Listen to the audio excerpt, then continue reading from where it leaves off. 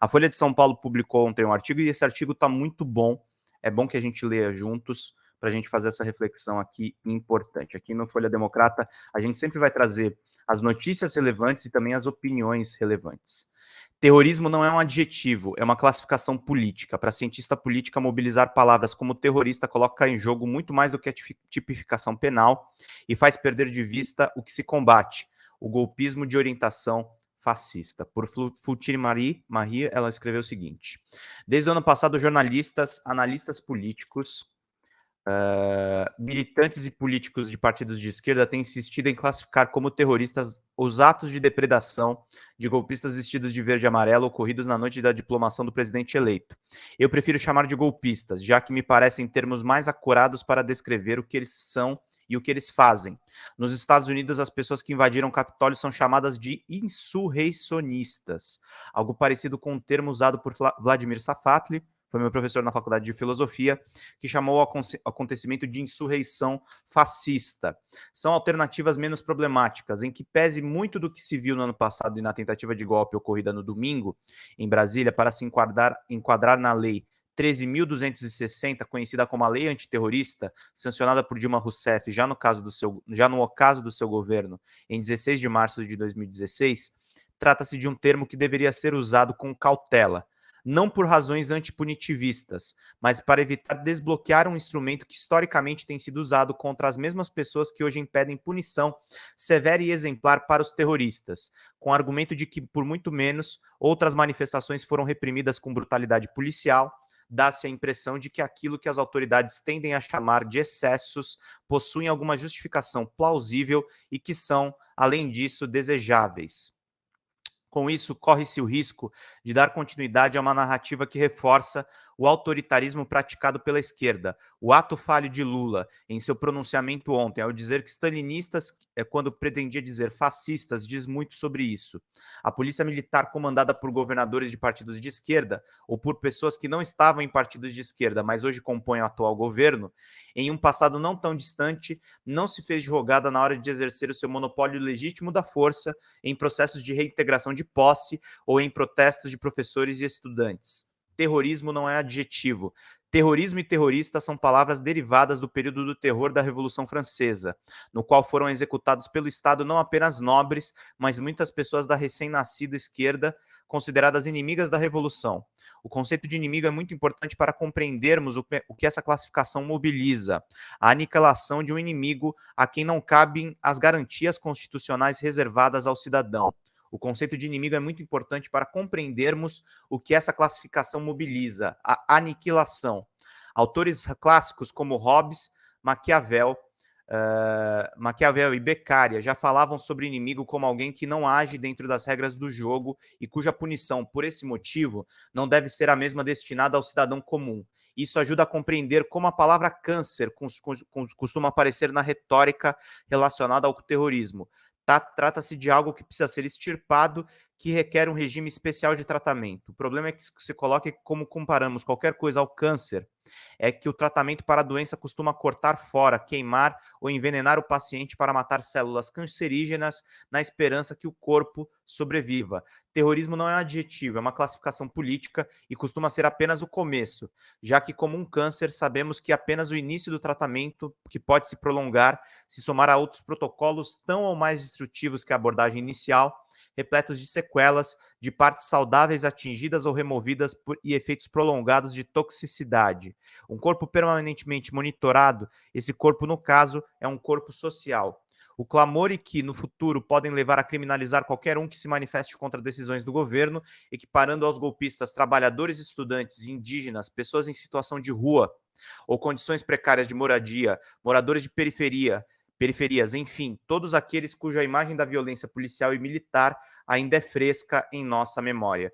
Historicamente, todas as vezes que se declarou guerra ao terror, uma caçada a terroristas ou algo que o valha, foi a população que sofreu as consequências. Foram os movimentos sociais e cidadãos politicamente engajados, ou às vezes nem isso, que tiveram suas liberdades e corpos violados em nome de um combate a um inimigo sem rosto.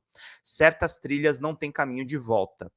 Flotti Marie é colunista do Interesse Nacional, que é esse site, jornalista e cientista política, participa como coautora dos livros Tem Saída, Ensaios Críticos sobre o Brasil, da ZUC de 2017, Neoliberalismo, Feminismo e Contracondutas, do Entre Meios, de 2019. Seu trabalho tem foco em temas como gênero, raça, terrorismo, neoconservadorismo e resistência política numa perspectiva não institucional. É muito bom esse texto dela. Eu ainda defendo que, não que vocês chamem os extremistas de terroristas necessariamente, mas eu entendo que a esquerda esteja furiosa com o bolsonarismo nesse momento. E é muito importante essa reflexão para justamente a gente ter responsabilidade na colocação que a gente faz aqui. Então é muito importante que a gente reflita e tenha ações efetivas contra esses golpistas, que eu concordo com a Futini. Eles são, de fato, golpistas, eles atentam contra o Estado Democrático de Direito. Jonadava, obrigado pela ajuda. Cláudia Filler, muito obrigado. Leonardo Salomão, entendo o posicionamento dela, mas não dá para chamar de outra coisa senão terrorismo, já que tentam usar o terror para impor a sua vontade. A origem etimológica pode até ser essa que ela falou, mas a língua é um organismo vivo e hoje já não possui a mesma conotação. Muito boas colocações aqui. Que bom que a gente pode ter esse debate maduro, gente. A gente pode discordar sem necessariamente se agredir. E eu acho esse texto muito bom. Eu peço para vocês que vocês compartilhem com mais pessoas. Vou até jogar aqui no chat para vocês justamente discutirem esse texto, concordando, discordando. É muito importante. Teve um texto na Carta Capital também da Letícia Cesarino, que fez uma outra reflexão importante a respeito das prisões que estão acontecendo agora. E é muito importante que a gente fique atento a respeito de tudo o que está rolando. Vamos lá, Letícia Cesarino, que é antropóloga, professora e pesquisadora da Universidade Federal de Santa Catarina, autora do Mundo do Avesso, Verdade Política na Era Digital. Vamos então para esse artigo de opinião. O Brasil punirá apenas os soldados rasos da extrema-direita? O presidente estadunidense não deixa dúvidas. Os invasores do Capitólio estão sendo investigados. Centenas deles já estão presos, alguns com penas severas de até 10 anos. Por Letícia Cesarino, lá na Carta Capital. Nos últimos dias circularam vídeos de acampamentos remanescentes dos autoproclamados patriotas sendo desfeitos em várias cidades do Brasil. Em alguns casos, o esvaziamento foi voluntário, por decepção ou resignação de que nada seria feito por Bolsonaro ou pelas Forças Armadas para impedir a posse do presidente Lula. Em outros, as forças policiais e militares têm tentado conduzir o processo de forma amigável ou quase fraternal, como é de costume no trato com a extrema-direita. Muitos patriotas têm, contudo, reagido de forma hostil, agredindo jornalistas, servidores municipais e qualquer um que eles classifiquem como inimigos. Alguns deles podem vir a ter problemas com a lei, como é o caso de alguns manifestantes que bloquearam estradas e queimaram veículos em Brasília. Quando isso ocorre, elas se mostram surpresas, como a sua auto-atribuída identidade de cidadão de bem, que eles sempre fazem questão de vocalizar e lhes resguardasse o direito de fazer o que bem entendem, onde as Forças Armadas garantiriam a sua liberdade para lutar contra a suposta ditadura de toga e a ameaça comunista. A questão é que, de fato, essas pessoas foram levadas a pensar isso nos últimos meses. A internet que eles habitam, hoje totalmente separada da esfera pública convencional, sempre lhes devolveu uma imagem de que eles são a única versão autêntica do povo brasileiro. Não apenas isso, há correntes anônimas que circulam nos grupos de aplicativo com comandos específicos que vemos se manifestar quando multidões online na internet se transpõem em multidões offline nas ruas. Algumas delas que circularam quando Bolsonaro finalmente pediu o desbloqueio das estradas, insistiram que os patriotas deveriam migrar para a frente dos quartéis para esperar pacificamente a intervenção militar, pois lá estariam protegidos, e eles, de fato, o fizeram.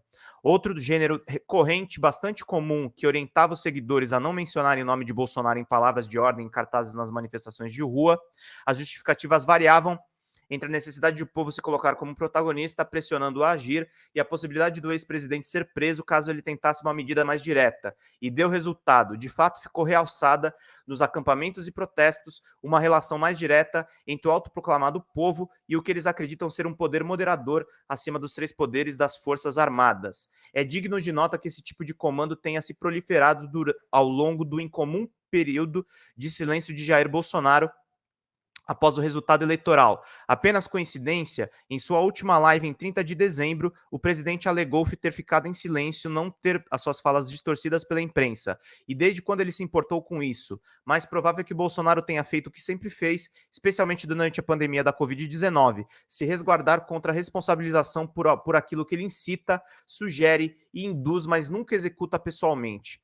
Não podemos descartar que esse tipo de corrente anônima faça parte de uma tática camuflada, movida pelos tocadores de gado do bolsonarismo, visando blindar o ex-presidente da responsabilização por eventuais ações violentas dos seus seguidores no período pós-eleitoral. O precedente estadunidense que se tem disponível não deixa dúvidas. Os invasores do Capitólio, os seguidores do QAnon desavisados a grupos extremistas organizados como os Proud Boys, estão sendo investigados. Centenas deles estão presos, alguns com penas severas de até 10 anos.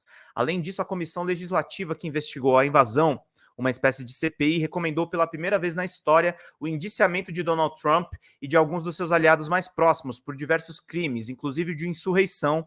Na sessão que apresentou o relatório, um dos congressistas afirmou que não somos um sistema de justiça que prende apenas os soldados rasos. É possível que o ex-presidente se torne inelegível e impedido de disputar as próximas eleições em 2024. Estou falando do Trump.